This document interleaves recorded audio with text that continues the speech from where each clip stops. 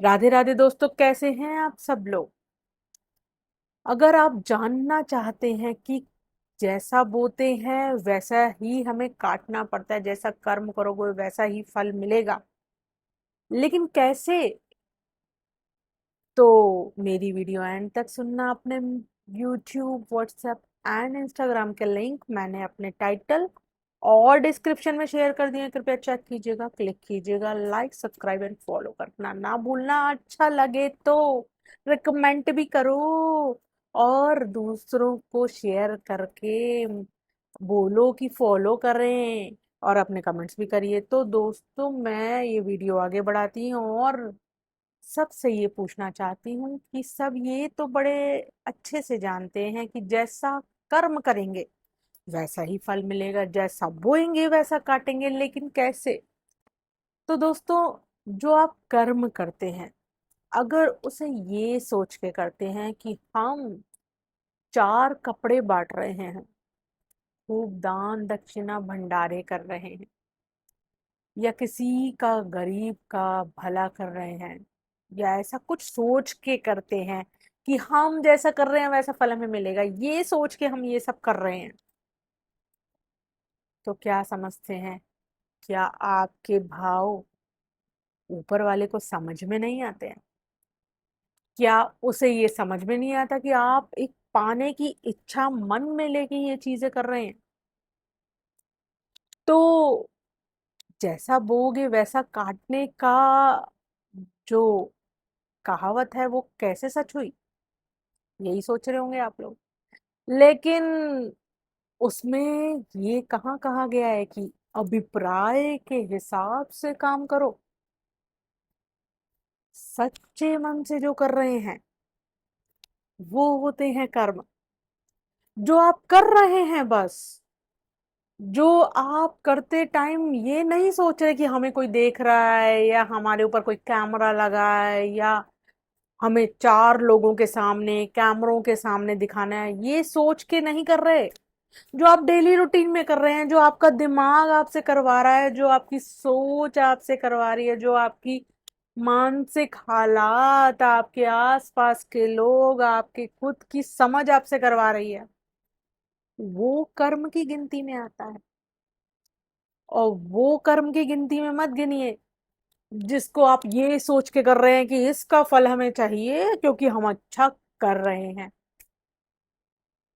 तो दोस्तों, कहने का मतलब सीधा सा है, अगर आप कोई भी कर्म ये सोच के करते हैं कि हमने अपने माँ बाप को 4 कपड़े दिला दिए तो कल को हमारे बच्चे भी दिलाएंगे, हमने अपने माँ बाप का श्राद्ध या किसी बड़े पितरों का श्राद्ध अच्छे से कर दिया तो कल को सब कुछ हमारे साथ भी अच्छा घटित होगा उसके फलस्वरूप।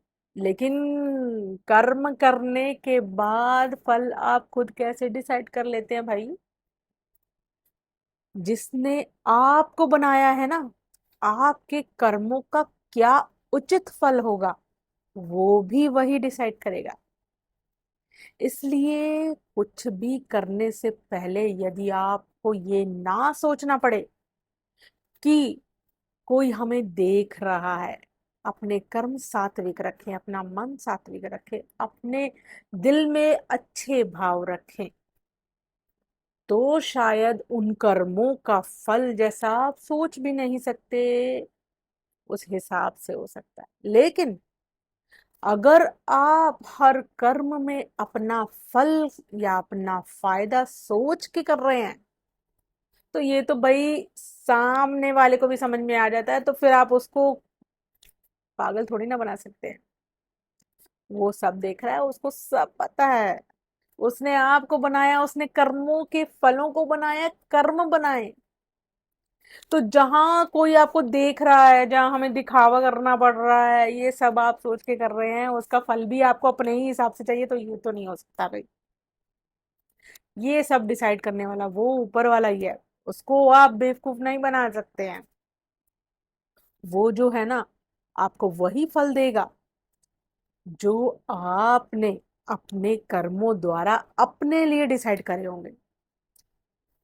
तो अब कुछ समझ में आया हो तो टाइम से इस चीज को अपने जीवन में बदलाव के रूप में किसी तरीके से भी उतार लीजिए कि आप जैसा करेंगे ना वैसा ही फल मिलेगा। लेकिन ये भी बात ध्यान रखना दोस्तों कि खाली वो फल, हमारे कर्म का फल अगर हमें नहीं भी मिल पाता ना, तो उसका फल हमारे आगे की पीढ़ी यानी कि आपके बच्चों तक को भोगना पड़ता है, आपके पोतों तक को, आपके आगे की पीढ़ी तक को भोगना पड़ता है। तो ये मत सोचिए कि भाई हमारे कर्म है हमें भोगने, तुम्हें क्या, नहीं। ये आपकी सबसे बड़ी भूल है, पूरे खानदान को भोगने पड़ते हैं ऐसे कर्म। आपके कर्म कहीं ना कहीं आपके ही भाग्य से जुड़े होते हैं, लेकिन उस कर्म के द्वारा बनाया गया जाल, या कह लीजिए आटे के साथ जैसे घुन पिसता है ना, वैसे आपके कर्मों द्वारा बनाया गया जाल ना आपके पूरे खानदान को, आपके आगे की पीढ़ी को भी ले डूबता है।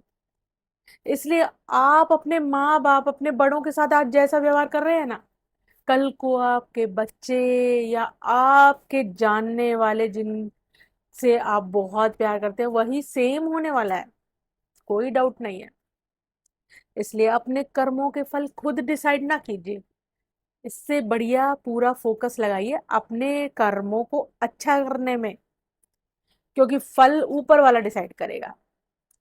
अब कुछ समझे हो तो प्लीज कह दीजिएगा आदर के साथ, प्यार से, राधे राधे।